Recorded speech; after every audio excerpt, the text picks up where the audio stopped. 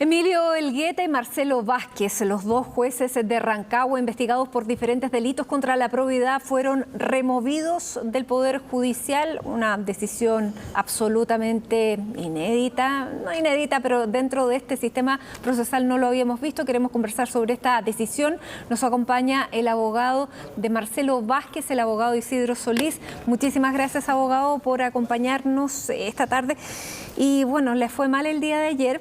Esta es una decisión que no se había tomado desde hace muchísimo tiempo, casi 3 décadas, y finalmente se toma ahora. ¿Cómo lo recibió? A ver, la verdad es que tengo que reconocer que fue una frustración en lo personal. Yo tenía esperanzas bastante ciertas de que la Corte distinguiera en las situaciones de cada uno de los jueces y que en el caso del ministro Vázquez pudiera adoptar una decisión más benigna. Pero la institucionalidad del cuaderno de remoción es una institución particular de Chile. La Corte Suprema no tiene ningún límite para el uso de sus facultades en esa materia, que no sea constituirse con un quórum determinado y acordarla por un quórum determinado. E incluso la misma facultad de establecer que el magistrado ha tenido un mal comportamiento, la ley en ninguna parte dice en qué consiste, de qué gravedad tiene que ser, cuánta incidencia debe tener en su carrera, y tampoco establece elementos de proporción para decir una persona que durante 32 años ha servido al Poder Judicial, en definitiva, por un sumario, por una impugnación, finalmente removido. Ahora, teniendo esta convicción y teniendo además el argumento de la proporcionalidad, ¿van a pedir el recurso de reposición? Es una de las posibilidades, esa decisión la tiene que tomar el cliente. Yo personalmente soy partidario, porque soy un ferviente creyente en el valor de la justicia, de que habiendo un recurso uno debe usarlo. Pero quien está sufriendo lo que son las consecuencias de estas decisiones del cliente, nosotros ya se lo planteamos, él nos ha pedido 48 horas para pensarlo, todavía tiene plazo, no somos notificados oficialmente de la resolución de la Corte Suprema, por lo tanto no está corriendo el plazo, pero él lo va a decidir. No pierde nada. En definitiva, tiene la posibilidad todavía de convencer a algún juez que, como dije ayer, en definitiva, la justicia tiene que tener perspectiva, pero además tiene que tener proporcionalidad. Ahora, Isidro, este recurso de reposición es para que nuevamente los jueces que decidieron se lo replanteen, porque finalmente serían los mismos los que tendrían que decidir. Son los mismos los que tienen que decidir y en definitiva tendrían es pedirles que vuelvan a ponderar la misma situación. Este es un procedimiento extraño, porque usted se da cuenta de que nosotros durante el sumario sí pudimos proporcionar pruebas, sí pudimos alegar, controvertimos los hechos. Yo hasta el día de hoy estoy convencido de que la conducta del ministro Vázquez no ha transgredido ninguna norma penal, civil y en general tampoco administrativa. Así lo hicimos saber y lo dijimos con mucha solvencia en los alegatos. Pero en definitiva la Corte ha optado por hacer una ponderación que está dentro de los límites de la prudencia, que sus actitudes en alguna medida fueron imprudentes, que es un elemento extraordinariamente subjetivo, no tiene una forma de medirse y por lo tanto lo que una persona estima uno lo tiene que respetar. Bajo esa perspectiva y volviendo a poner sobre la mesa el tema de la proporcionalidad, ¿usted cree que en este caso lo que se trató de hacer fue dar una sentencia o una resolución ejemplificadora para el resto del Poder Judicial en el supuesto de que esto probablemente no es el único lugar en Rancagua donde ocurre, que puede haber irregularidades en otras partes y da lo mismo cuál haya sido la falta, a los dos que partieron en un proceso bien mediático tuvieran iguales condenas o igual destino? Si usted me lo hubiera preguntado ayer, yo le tendría que haber dicho que eso era lo que yo suponía. Hoy día se lo puedo decir con certeza porque escuché al vocero de la Corte Suprema entrevistado en una radio y en la cual, preguntado más o menos en los mismos términos, el ministro dijo que en definitiva la Corte Suprema eventualmente podría haber resuelto de una manera distinta. Eso justificaba y hacía muy explicable los 7 votos que estuvieron a favor de no remover a mi cliente, pero que la Corte Suprema lo que necesitaba era dar una señal. A mí me parece que que es un criterio, pero que yo no lo comparto, es un mal criterio. Uno siempre esperaría en su vida ser juzgado por sus actos, por su responsabilidad, por los efectos de los hechos que uno ha cometido, por los daños que haya causado, y no ser utilizado como una especie de víctima colateral para finalidades que no son propias. Ahora, porque vayamos a los hechos por los que se le abrió el cuaderno de remoción al juez Marcelo Vázquez. Bueno, son tres cosas básicamente. Lo primero es haber designado a su hija en una jurisdicción que no era la suya. Además, lo otro es que tenía este cambio en la composición de la sala en el caso de Dávalos y esta, digamos, asesoría que le había prestado a este médico que había sido el médico, el geriatra de su familia. Mire, yo le agradezco esta pregunta y voy a tratar de ser súper sintético porque me da la posibilidad de defender a mi cliente frente al país, que es donde en la práctica se lo ha juzgado. Yo hasta el día de hoy, y me voy a morir convencido de que el cargo de haber designado de manera irregular a su hija carece de toda sustentación. No tiene ninguna base, ninguna. Y así lo dije.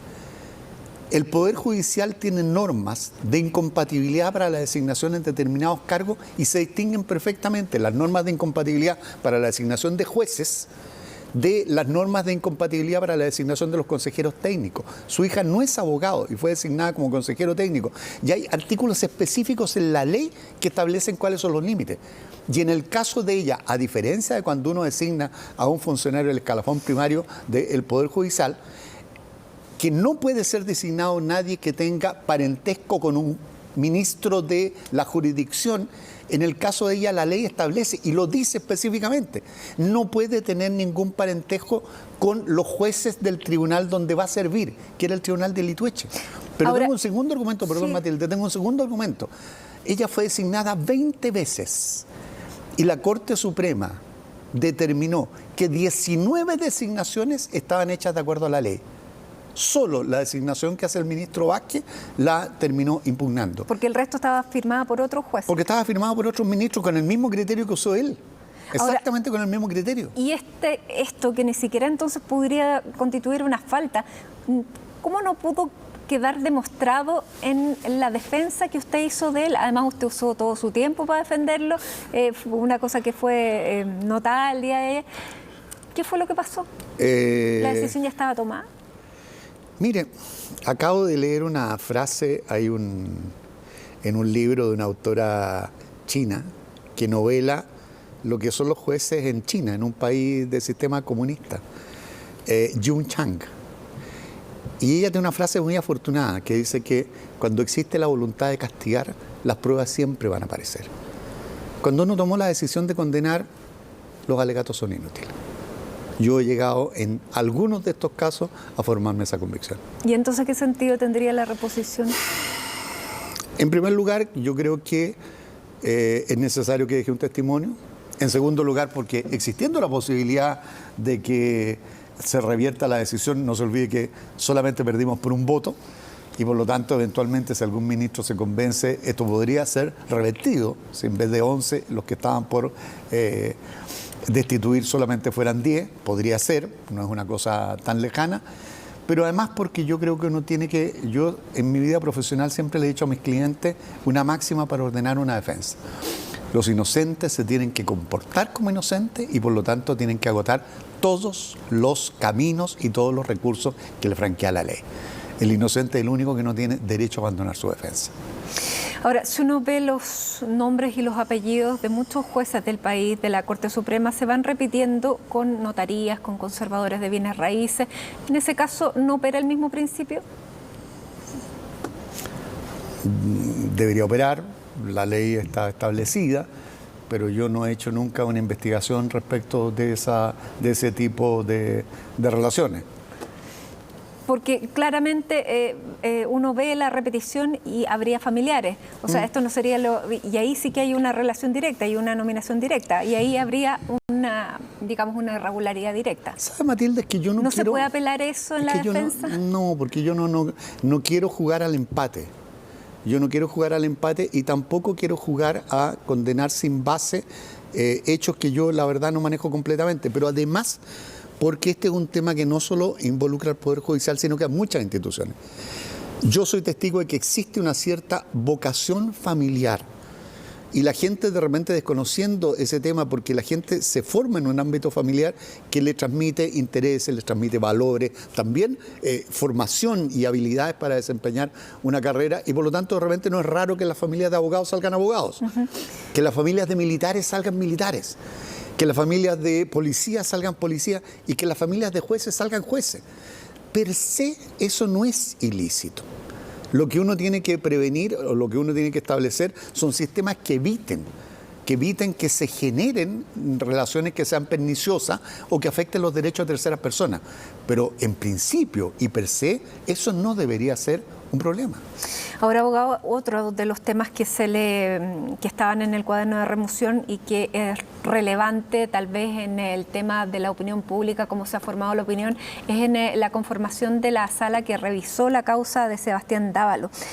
Ahí la ministra Rosa María Maggi dice que él modificó sin justificación ni motivo alguno la integración que correspondía de acuerdo al sorteo anual, dice, con lo que alteró la conformación de la segunda sala en la que estaba radicada esta causa. ¿Por qué lo hizo? A ver, en eso yo, claro, no voy a poder dar una respuesta tan contundente como la que di respecto de la primera impugnación, pero le voy a transmitir lo que Yo soy un abogado viejo y he sido abogado litigante toda mi vida. Yo he tenido de repente cargos políticos, pero siempre he dicho, yo he sido abogado en Comisión de Servicio de la Política y no político en Comisión de Servicio de la Abogacía. Soy abogado, he ejercido toda mi vida.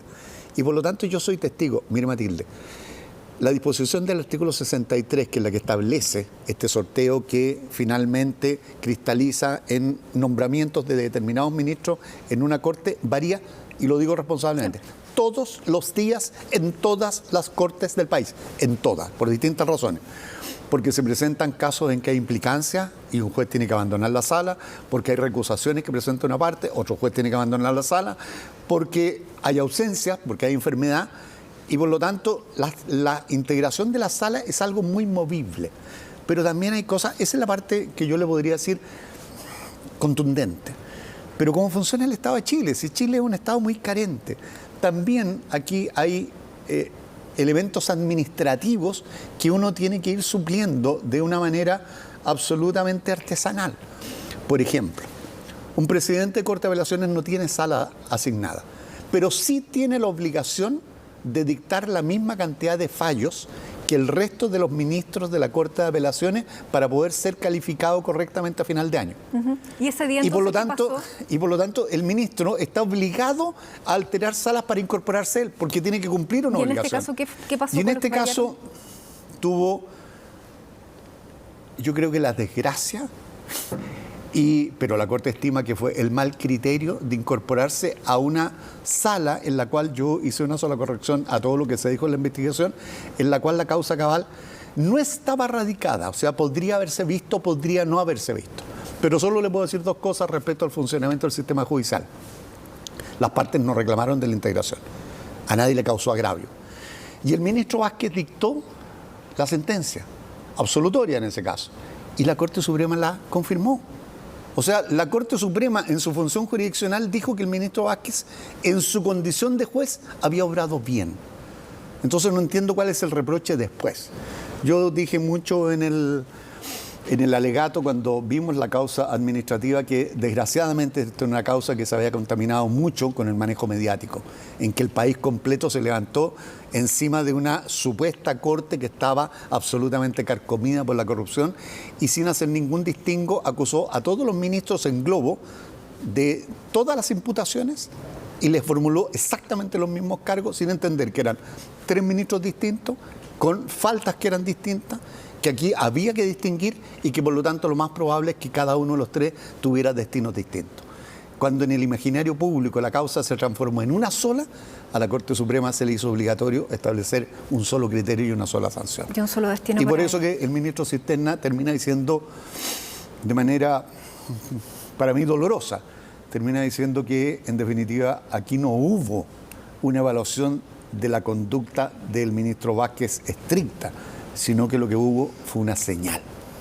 Abogado, ¿cuándo se cumplen las 48 horas que tiene su representado? No, si él todavía no tiene 48 horas. Nos fijamos nosotros como equipo de defensa con él un plazo de 48 horas para discutirlo. Muy bien. Abogado Isidro Solís, muchísimas gracias por acompañarnos esta tarde. Encantado, Matilde. Gracias a usted.